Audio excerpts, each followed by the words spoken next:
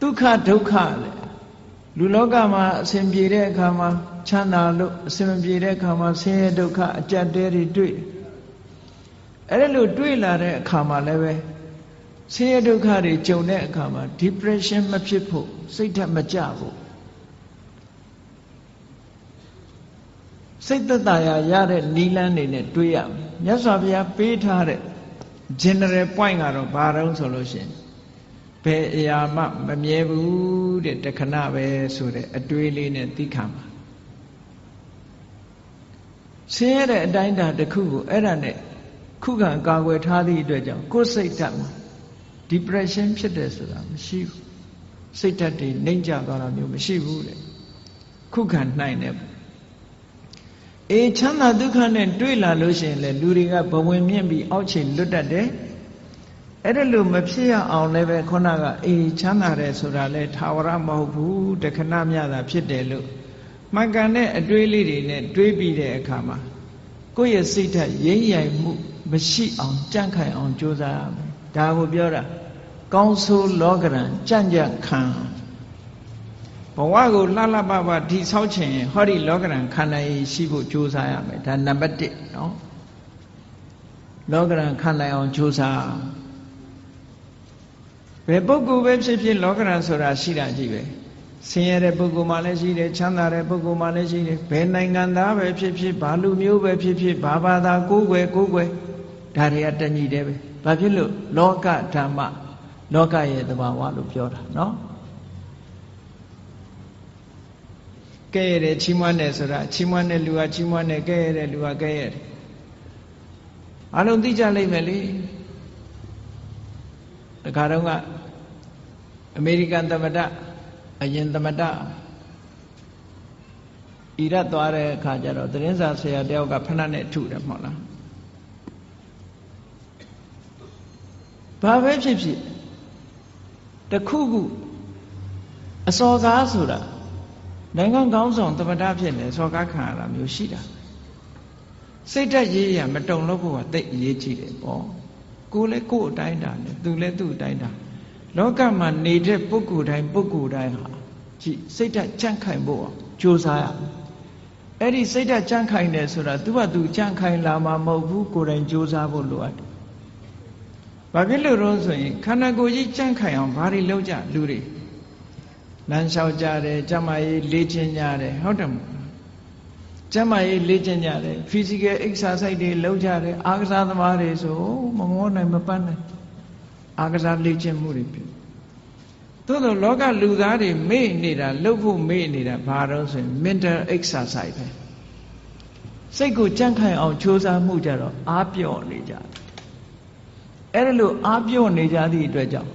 တလောကလုံးတစ်ကမ္ဘာလုံးမှာရှိကြတဲ့လူသားတွေဟာလောကရန်နဲ့ကြုံလိုက်လို့ရှိရင်ရိမ့်ရိုင်ထွက်သွားတယ်စိတ်ဓာတ်ကြန့်ခိုင်မှုအတွက်ကလည်းပဲ physical exercise လုပ်တယ်လို့ mental exercise လုပ်ဖို့လိုအပ်တယ်ပေါ့အဲ့ဒါတရားကျင့်တယ်ဆိုတာအဲ့ဒါပြောတာနော်တရားကျင့်တယ်ဆိုတာအဲ့ဒါပြောတာ physical exercise လုပ်တယ်ဆိုလို့ရှိရင်လူတွေကလမ်းထွက်ရှောင်းရတယ်ကျန်းမာရေးလေ့ကျင့်ရတယ်အပြေးလေ့ကျင့်တယ်ခန္ဓာကိုယ်ကြန့်ခိုင်အောင်လုပ်တယ်ဒါဖြင့်စိတ်ဓာတ်ကြန့်ခိုင်အောင်ဘာလို့ကတရားထိုင်တယ်တို့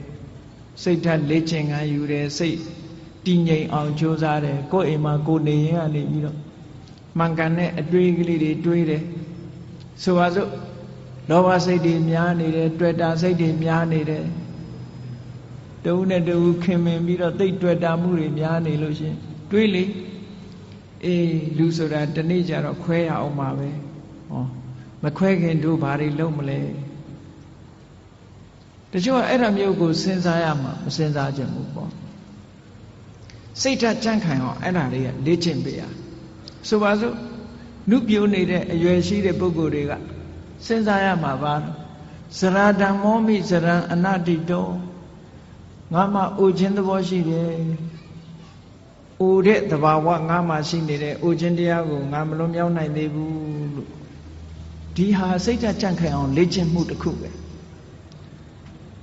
တချို့အဲ့ဒါတွေတွေးရင်စိတ်ပြည့်စရာကြီးလို့ထင်တယ်မဟုတ်ဘူးစိတ်ပြည့်စရာတွေးတာမဟုတ်ဘူးသဘာဝအမှန်ကိုသိအောင်ကြိုးစား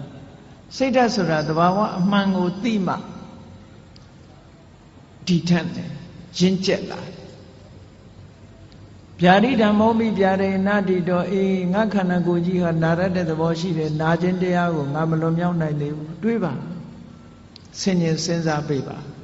လေ့ကျင့်ပေးပါစိတ်ကိုဒါနဲ့လေ့ကျင့်ပေးအာယုန်နဲ့စိတ်ကိုလေ့ကျင့်ကောင်းတဲ့အာယုန်နဲ့စိတ်ကိုလေ့ကျင့်တာခေါ်တယ်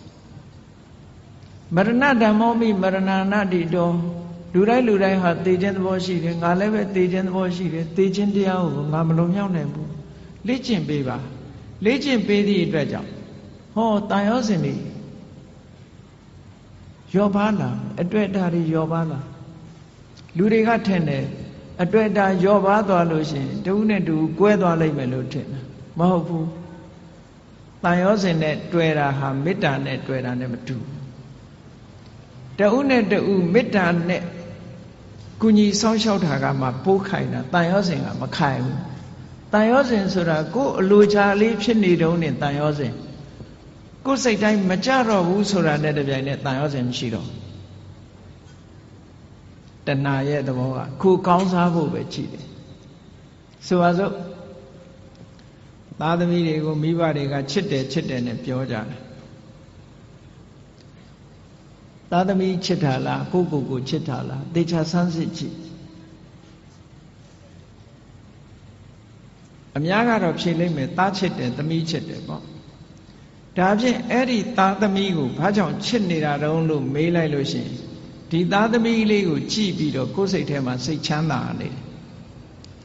အာကိုနေတယ်ယုံကြည်နေတယ်ငါတက်ကြီးရင်ငါသားလေးကငါဆောင်းရှောက်မှာပဲငါသမီးကငါဆောင်းရှောက်မှာပဲနဲ့ဟောအာကိုမှုတွေတွေ့တာမှုတွေအဲ့ဒီလိုမျောလင်းချက်ကလေးတွေနဲ့ထင်အဲ့ဒီသားသမီးကကိုယ်ကိုဒုက္ခပေးလာပြီဆိုရင်မိဘတွေဘာလုပ်ကြတော့အိမ်ကနေနှင်ချပြီးအမွေပြတ်ကြော်ညာကြတယ်မဟုတ်လားအဲ့ဒါဖြင့်အဲ့ဒီသားသမီးကိုချစ်တယ်ဆိုတာဘာကိုချစ်တာတုံးလို့မေးလို့ရှိရင်ကိုယ့်ရဲ့ပျော်ရွှင်မှုကိုဖျက်ဆီးလာပြီးကိုယ့်ရဲ့ဘဝကိုထိခိုက်လာပြီးဆိုလို့ရှိရင်အဲ့သားသမီးမချစ်တော့အဲ့ဒါကိုကြည့်မယ်ဆိုရင်မိဘတွေကတကယ်ချစ်တယ်ဘာကိုချစ်တာတုံးဆိုကိုယ့်ဘဝကိုချစ်တာပဲကိုယ့်ဘဝကိုထိပါလာပြီးနှောင့်ယှက်လာပြီးဆိုရင်လက်မခံတော့ဘူးလေချစ်လာပါတယ်ဆိုတော့ဇနီးမောင်နှံတွေ divorce လုပ်ကြတယ်၊ကွာရှင်းကြတယ်။ဘာဖြစ်လို့ပြောကြတဲ့အခါမှာစိတ်သဘောထားချင်းမတိုက်ဆိုင်လို့ဆိုလိုတာကသူ့စီကကိုပျော်ရွှင်မှုမရဘူးကိုယ့်စီကသူပျော်ရွှင်မှုမရဘူးကိုယ့်ရဲ့ပျော်ရွှင်မှုတွေဆုံးရှုံးကြတယ်အဲ့ဒီဆုံးရှုံးတာကိုမကြိုက်တာပဲအမှန်တကယ်အနိတ္တရာကိုလိုက်ရှာကြည့်လို့ရှိရင်မြတ်စွာဘုရားကဒါကြောင့်မို့ဟောတာအတ္တသမံပေမနတ္ထိကိုချစ်တာလောက်တခြားကိုအချစ်နဲ့တူတဲ့အချစ်ဆိုတာမရှိဘူးလို့ဒီလိုပြောတာဒါတကယ်ကိုအစစ်အမှန်ကိုဟောဒါကြောင့်မို့လို့မေတ္တာဆိုတာကတော့အဲ့ဒါမျိုးမဟုတ်ဘူးတဏှာကရယူလို့တယ်ခံစားလို့တယ်ဒါတဏှာချစ်မေတ္တာချစ်ဆိုတာကအဲ့ဒါမျိုးမဟုတ်ဘူးသူများအတွက်ပေးဆက်ခြင်းမေတ္တာချစ်ကသူများအတွက်ပေးဆက်တယ်တဏှာကကိုယ့်အတွက်မေတ္တာကသူ့အတွက်လှုပ်တာကပို့ပြီးတော့ခိုင်မြဲတယ်တဲ့ဘာဖြစ်လို့လို့ဆိုစဉ်းစားရတယ်သူ့အတွက်စဉ်းစားတာကိုယ့်အတွက်မစဉ်းစားဘူးဟိုတစ်ဖက်ကလည်းမေတ္တာနဲ့ဆိုရင်သူ့အတွက်စဉ်းစားတယ်ကိုယ့်အတွက်မစဉ်းစားဘူးအဲ့ဒီတော့သူ့အတွက်ဆင်ပြေးနေလို့ရှိရင်ဟောမကွဲမကွာဖြစ်တာပေါ့ဟိုလူကလည်းငါအတွက်စဉ်းစားတယ်ဟိုလူကလည်းငါအတွက်စဉ်းစားတယ်နှစ်ဦးကိုယ့်အတွက်ကြီးပဲစဉ်းစားတယ်လိုဘဖြစ်နေတဲ့အချိန်မှာတော့ကိုယ့်အတွက်ဖြစ်နေရင်ခြေနှက်တယ်ကိုယ့်အတွက်မဖြစ်တာနဲ့တပြိုင်နက်ခွဲကြရောအဲ့တော့မေတ္တာချစ်နဲ့တဏှာချစ်တခြားနည်းနဲ့ပြောမယ်ဆိုလို့ရှိရင်မေတ္တာချစ်ကအေးမြပြီးတော့တဏှာချစ်ကပူလောင်နေတဏှာရဲ့နောက်ွယ်မှာဘာတွေလာတော့ဆိုတောကဆိုတာရောက်လာစိုးရိမ်တာတွေပူဆွေးတာတွေဒါတွေဖြစ်လာမေတ္တာရဲ့နောက်ကမှဒါတွေလုံးဝမရှိဘူးအေးချမ်းတယ်တည်ငြိမ်တယ်ဆိုတာတွေဖြစ်တယ်ဒါကြောင့်မို့မေတ္တာနှလုံးသားနဲ့ချစ်နိုင်အောင်ကြိုးစားအဲ့ဒါပို့ပြီးတော့ခိုင်မြဲတယ်စိတ်ဓာတ်ကြံ့ခိုင်မှုနဲ့ပတ်သက်ပြီးတော့ဒါကိုမြတ်စွာဘုရားကလောကရန်နဲ့ကျုံလာပြီဆိုလို့ရှိရင်ကြံ့ကြံ့ခံနိုင်အောင်လေ့ကျင့်ရစိတ်ဓာတ်ကိုလေ့ကျင့်ပေးရမယ် လေ့ကျင့်တယ်ဆိုတဲ့နေရာမှာဘာနဲ့လေ့ကျင့်သမထကျင့်စဉ်တစ်ခုကိုကျင့်တာလဲဒါလေ့ကျင့်တာပဲဝိပဿနာကျင့်စဉ်တစ်ခုကိုကျင့်တာလဲလေ့ကျင့်တာပဲအဓိကကတော့ wise attention လို့ဆိုတယ်မှန်မှန်ကန်ကန်စဉ်းစားတတ်မှုပါယောနိသောမနတိကာရလို့ခေါ်တယ်မှန်မှန်ကန်ကန်စဉ်းစားတယ်ဆိုတာဘာတော့ဆိုရင်အဆိုးဘက်ကမကြည့်ဘူးကောင်းဘက်ကကြည့်အကုသိုလ်ဖြစ်အောင်မကြည့်ဘူးကုသိုလ်ဖြစ်အောင်ကြည့်တယ်အကောင်းဘက်ကတွေးတယ်အရာရာမှာအကုန်လုံးအကောင်းဘက်ကတွေးရမှာလားလို့ဆိုဒီလိုတော့မဟုတ်ပါဘူးမှန်ကန်တဲ့ဘက်ကအကောင်းဘက်ကစဉ်းစားနိုင်တတ်ရမယ်အဆိုးဘက်ကကြည့်လို့ရှိရင်အဆိုးဆိုတာအပြစ်ကိုကြည့်တဲ့အခါမှာအရာရာမှာအမှန်ကိုကြည့်ဖို့လိုအပ်တယ်ပေါ့ဆိုပါစို့လူတယောက်ပေါ်မှာကိုယ်ကဒေါသဖြစ်တယ်ဒေါသဖြစ်တယ်ဆိုတာ तू ဘာအတွေးနဲ့ तू ဒေါသဖြစ်တယ်လဲလို့ဆိုရင်ဟေးဒီကောင်ကငါ့ကိုစော်ကားတယ်တက်စော်ကားတာပဲဆိုတဲ့အဲ့ဒီအတွေးတွေနဲ့တွေးလိုက်မယ်ဆိုလို့ရှိရင်ဒေါသဖြစ်လာမှာအဲ့ဒီအတွေးမဟုတ်ဘဲနဲ့ပြောင်းပြီးတော့တွေးလိုက်တယ်အေး तू ဆဲတာ तू ဆိုးတာငါကပ်ပါတာမဟုတ်ဘူးငါနဲ့မဆိုင်ဘူး तू ဆိုး तू ခံလိုက်မယ်ငါမပတ်သက်ဘူးလို့ဆိုရင်သူ့ပုံမှာဒေါသမထွက်ပြန်ဘူးအတွေးလေးဟာဒီနားလေးတင်မဲ့ကပ်ပြီးတော့ခွင့်လွတ်တတ်တဲ့အတွေးဆိုတာလည်းရှိတယ်လူတွေကကိုကြတော့ခွင့်လွတ်တယ်သူများကြတော့ခွင့်မလွတ်ဘူးဆိုတာလောကမှာထင်ရှားတယ်နော်ကိုကြောင့်ဖြစ်လို့ရှိရင်မတော်တဆလို့ပြောတယ်သူများကြောင့်ဖြစ်လို့ရှိရင်နမောနမဲ့လို့ပြောတယ်တကယ်ကိုအဲ့ဒါလို့ဖြစ်တယ်နော်သူများကြောင့်တစုံတစ်ခုဖြစ်သွားရင်ဟာဒီလူကနမောနမဲ့နေလို့ဖြစ်တယ်ကိုကြောင့်ဖြစ်ရင်တော့မတော်တဆသူများကြောင့်လည်းမတော်တဆလို့တွေးလိုက်ရင်ဒေါသမဖြစ်တော့ဘူးအဲ့ဒါဩမတော်တဆဖြစ်ရှာတာပဲဟောဒါစိတ်ဓာတ်ရဲ့အကြံ့ခိုင်မှုတွေပဲကိုယ်ကိုလေ့ကျင့်ပေးရမှာအောင်ပြောတာသူများပေါ်မှာအပြစ်နေမြင်နေသေးသမျှကာလပတ်လို့မေတ္တာဆိုတာသက်ဝင်နိုင်ဖို့မဖြစ်ဘူးတဲ့ဘယ်ရာပဲဖြစ်ဖြစ်အစဉ်ပြေအောင်စဉ်းစားတတ်ဖို့လိုတယ်ပေါ့အကောင်းဘက်ကကြည်တာတွေဟာစိတ်ဆင်းရဲမှုကိုကာကွယ်ပေးနိုင်တာတော့သိကြတယ်ပုံမြင်လေးတစ်ခုရှိတယ်မြေထားမောင်းတဲ့မြေထားမောင်းသမားတစ်ယောက် engine driver မြေထား driver တစ်ယောက်ဘယ်တော့ဖြစ်ဖြစ်သူကအကောင်းဘက်ကကြီးပဲပြောတယ်အဆိုးဘက်ကဘယ်တော့မှမကြည့်ဘူးကောင်းဘက်ကကြီးပဲပြောလို့ရှိတယ်တနေ့ကျတော့ဘာဖြစ်တုံဆိုမတော်တဆသူ accident ဖြစ်တယ်ဆေးရုံတင်လိုက်ရဆေးရုံတင်လိုက်ရတော့ခြေထောက်တစ်ဖက်ဟာမြေထားကျိတ်ပြီးတော့အမတန်အခြေအနေဆိုတော့ခြေထောက်တစ်ဖက်ဖြတ်ရမယ်ကိန်းရောက်သွားအဲ့ဒီမှာသူ့မိတ်ဆွေတွေက